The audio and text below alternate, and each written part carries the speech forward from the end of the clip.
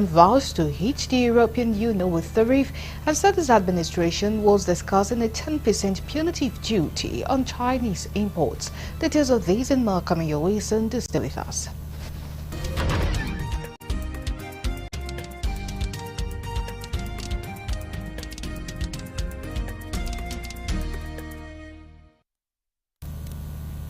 Many thanks for joining us at this time. Now details of the news.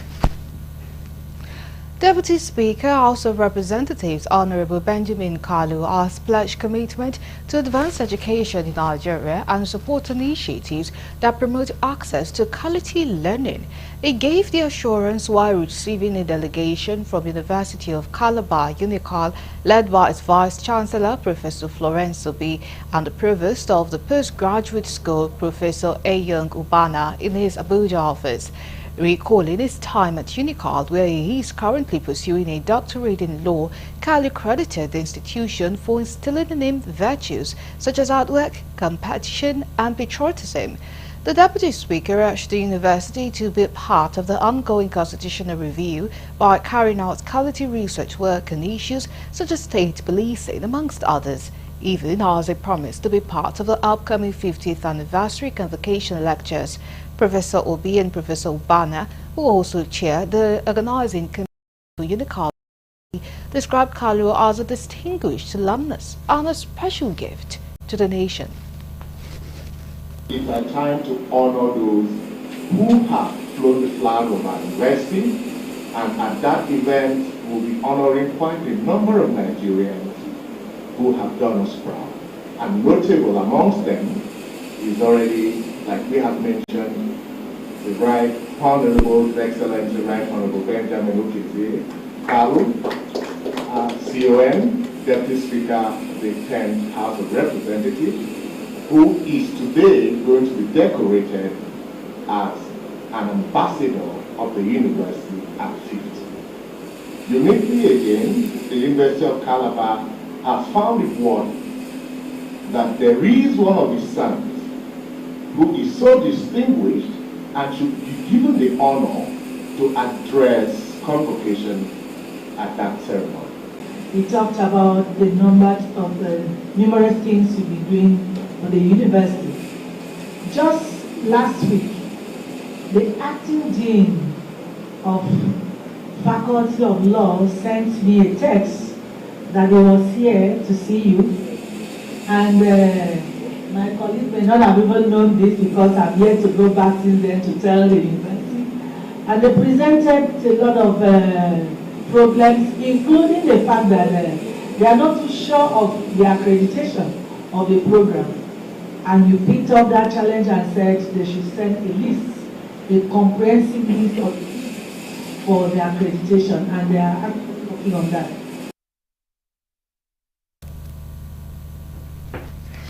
And to other stories, Beatrice Ekweremadu, wife of former Deputy Senate President Ike Ekweremadu, has been released from a United Kingdom's prison and has subsequently returned to Nigeria.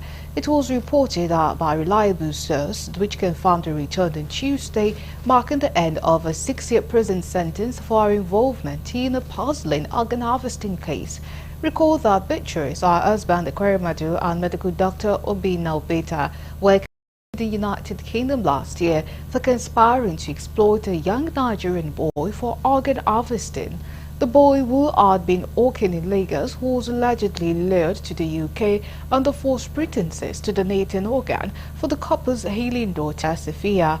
Following the trial, Ike Ekweremadu was sentenced to 10 years in prison, while Beatrice received the 6-year sentence despite citing health concerns during proceedings. Her return has reportedly sparked celebrations across Enugu State, where supporters and well-wishers were hopeful for the eventual release of her husband. Many have expressed solidarity with the Ekweremadu family, offering prayers for his return in the shortest possible time. The case remains one of the most high-profile legal battles involving a Nigerian politician in recent history. Former Nigerian Presidents Olusegun Obasanjo and Muhammadu Buhari are appearing before International Chamber of Commerce (ICC) in Paris to provide testimony in a high-stake $2.3 billion arbitration case involving Sunrise Power and Transmission Company Limited. The legal dispute centers on alleged breaches of contract by the Nigerian government concerning the $6 billion Mambila hydropower project, a 30,050 megawatt power plant planned for Taraba State. And now joining us to discuss issues surrounding this matter, we have Abel John Bassa, a crime and forensic security analyst. Good evening and thank you so much for joining us at this time. Good evening. Thank you for having me. All right. So straight to the questions we have. The Mambila power contract has been in the news for a long time. How do you react to this corruption allegation? Yes, thank you very much. We're a country where people in the helm of affairs only think of themselves. Whatever will benefit them at that time when they are in office, they are supposed to represent the interests of the people, but because of their own selfish interests and their own personal aggravation, they only think of themselves and they are not doing things for the benefit of the citizen. Why do we come to this point? Today we are in court, tomorrow. It is because the contract was not signed in a proper way. It was fraudulent. People who signed the contract did not do it for the interest of the people. They only do it for the interest of themselves. And now, that's the reason why today we find ourselves. It has become a system. This corruption has become a system. It has become part of our system today, that even the young ones today have already know what corruption is all about. And before you know it, this thing can really make this country to become something else that is beyond repairs. Okay, all right. We know that ex-President Olusegun Obasanjo and Muhammadu Buhari are set to testify at the ICC. Do you think this would be of help in any way possible? Yeah, it will be of help. That's if they come out as in with the best interests of the people. They have what it takes for this issue to be handled well, the investigation to be handled well, and things to be put in place. Because what I'm seeing, if you ask me, they only does that for their own interest. Not a president cannot tell me that a minister who signed a contract under his administration, he has nothing to, he don't know anything about it. In fact, there are so many people, their testimony is not enough. There are people involved in this action, right? We have even the central bank governor. He is when the contract is being signed. Now, when it comes to disbursement, he's supposed to be the one to dispose the finance. Where is he in that? So we need all these testimonies to help in the investigation. If not, we are going nowhere. Okay, all right. So what lessons do you hope the Nigerian government draw from this particular case for the future? Yes, what we need to do, people in the helm of affairs should remember that tomorrow they will leave that place and they will be part of us. Today they are answerable to what they did years back. It is because of their fraudulent actions. If they do this thing right, today we will not be in this situation. That is not for their own personal interest. But if you look at the contract, whatever happened there is just for the interest of few individuals. That contract was supposed to benefit the whole citizen, the whole nation. But because of selfish interests, they decided to think about themselves. They decided to think about what would benefit them without thinking about the citizen. Now, even those people that were part of that fraudulent act, today they are also, now that we did not realize that contract today, we are also facing that same issue of power outage. So if you do something today, remember that you will meet it in the front in years back. So we should try as people in the helm of affairs to try by all means to make sure that whenever we are privileged to be in a place, it is not only about us, it is about the interests of the country. Thank you. All right, we really thank you so much for joining us on our news at this time. Thank you so much for being a part of our news. It's my pleasure. Thank you. And that's Abel John Basa, a crime and forensic security analyst. Also, we have joining us Engineer Felix Olu FNIEEE. He is the President, Nigerian Institute of Electrical and Electronics Engineers. Good evening and thank you so much for joining us at this time. Good evening. And thank you for having me. All right, so do you think with the former president former President Muhammadu Buhari and Olusegun Obasanjo testified in this particular case, do you think any significant progress might be made? Okay, thank you. Well, let's understand that this particular case, it's a case of breach of contract, breach of agreement. And it's purely a case of administration of contract. And it's a good thing that the case has gotten to this point.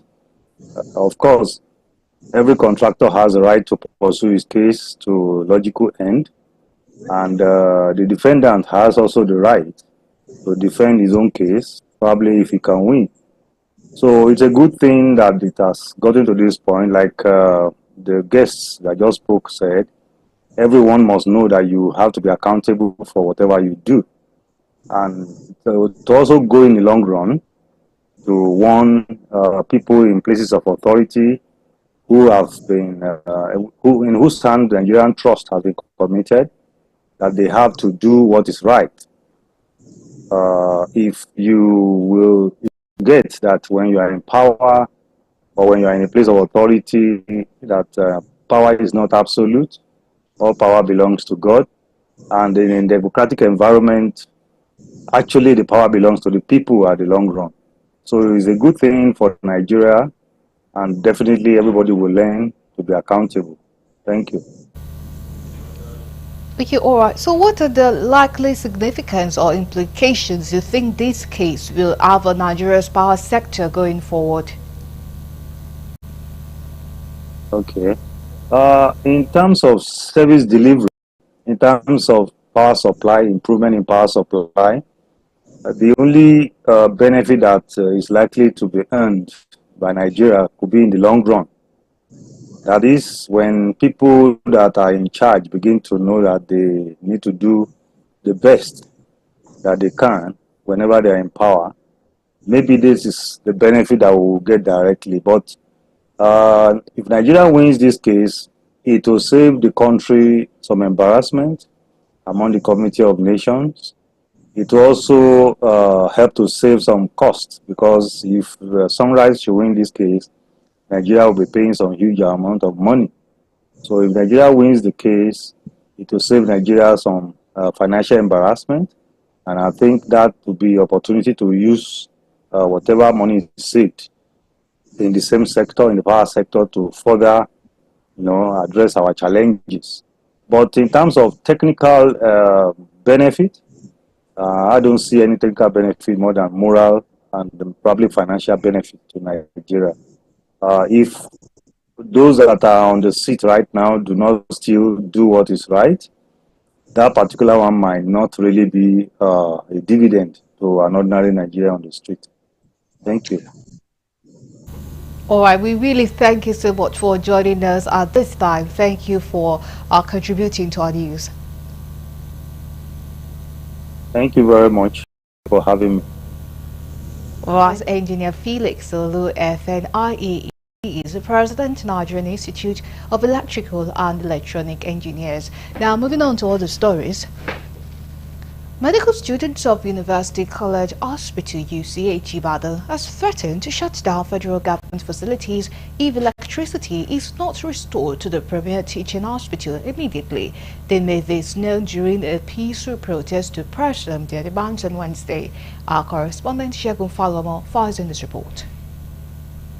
The leadership of the University of Ibadan Student Union government led other students from the College of Medicine, University Teaching Hospital, UCH, to stage a peaceful protest to kick against the persistent blackout, which has negatively disrupted surgical procedures, interrupted life-demanding treatments, and compromised vaccine storage. The president of the SUG, Bolaji, stated this while speaking with journalists during the protest in Ibadan, urging government to address the lack of electricity, which, according to him, has been on for over 82 days.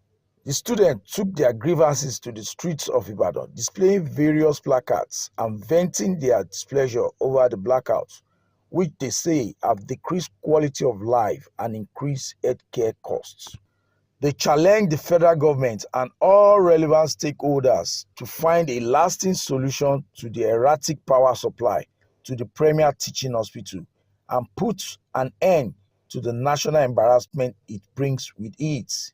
Our request is number one, because the electricity blackout is due to the failure of UCH government to keep up with the payment due to the hike in electricity tariff. You are aware of band-aid tariff. So our request is that number one, direct that they restore the light back to UCH immediately. Number two, that the federal government implements the 50% off tariff that they promised to all tertiary institutions and health sector. It is UCH, for crying out loud. UCH, that's where they save lives.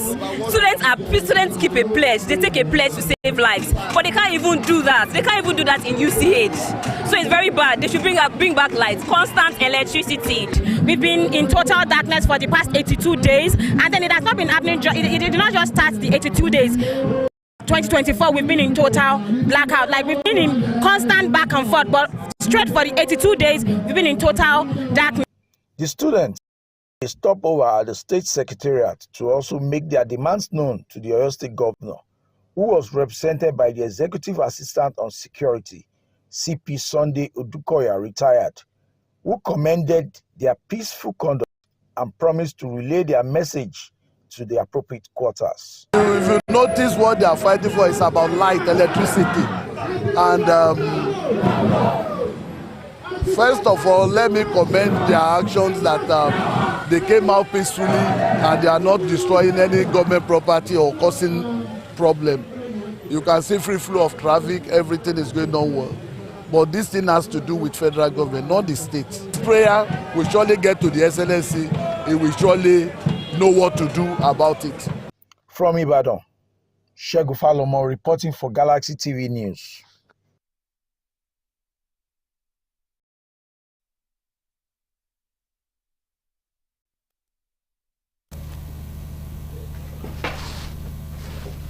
Similarly, the Association of Resident Doctors in the Federal Capital Territory Administration on Wednesday began a 3-day warning strike of unpaid salaries, allowances, and other demands. Speaking at a press briefing in Abuja, the president of ARD-FCDA, Dr. George Ebong, said the strike followed the expiration of the 3-week ultimatum issued last year. Recall that the association issued a 21-day ultimatum to the FCT Minister Nyesom Wike on December 23, 2024 to meet its demands. Speaking on behalf of doctors in the territory, Dr. Ebong condemned the neglect of hospitals and doctors' welfare in the nation's capital. He stressed that doctors in Abuja had become abandoned projects and called on Minister of FCT Nyesom Wike to intervene to prevent an indefinite shutdown of hospitals. According to him, the decision to embark on 3-day warning strike was a result of a Congress meeting held by its members on Tuesday.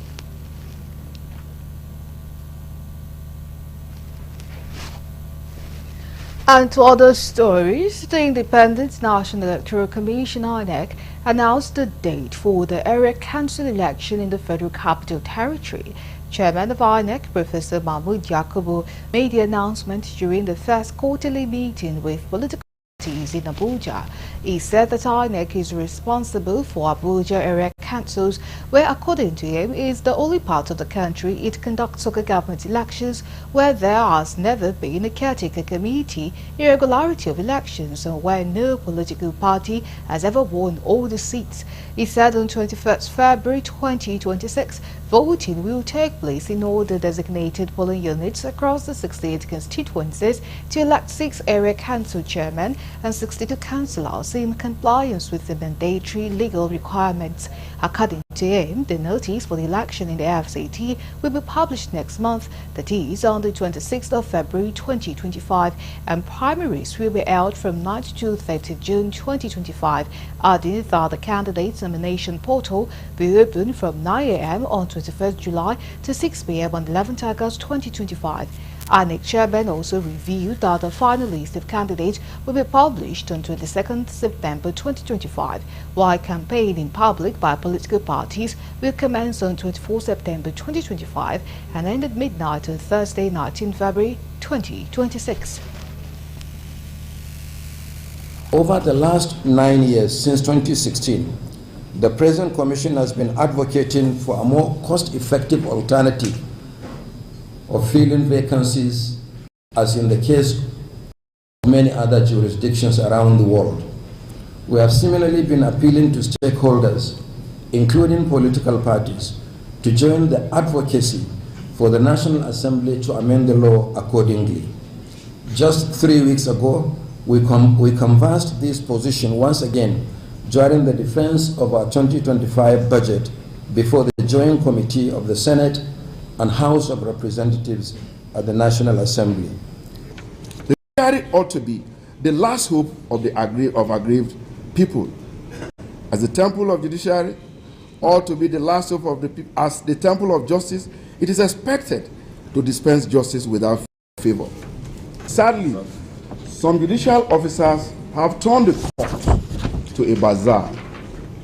We call on the Chief Justice of Nigeria to wield the big stick on corrupt justices, especially the ones that meddle in the internal affairs of political parties, to serve as deterrent to others. Now, we move to the international desk for more news.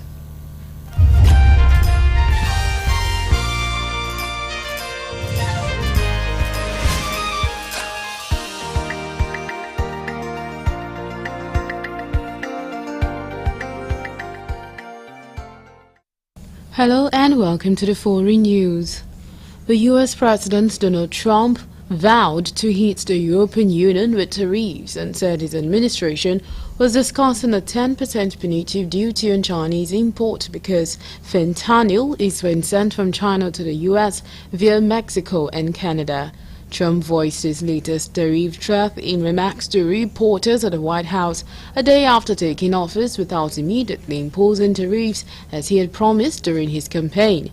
Financial markets and trade groups exhaled briefly on Tuesday, but his latest comment underscored Trump's long-standing desire for broader duties at the new February 1st deadline for 25% tariffs against Canada and Mexico, as well as duties on China and the EU.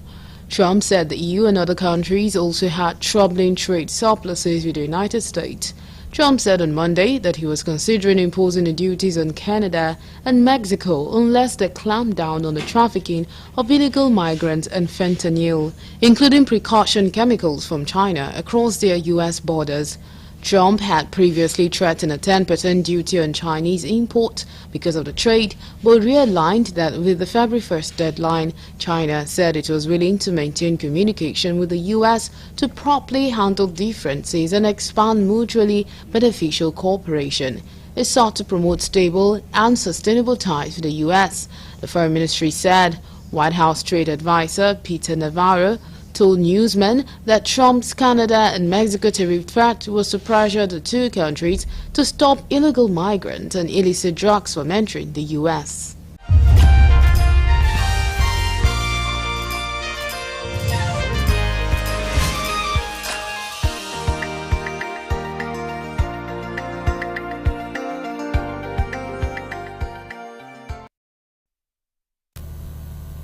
And that but do join us at 9 p.m. for our primetime news. My name is Iribami Salako. See you at 9.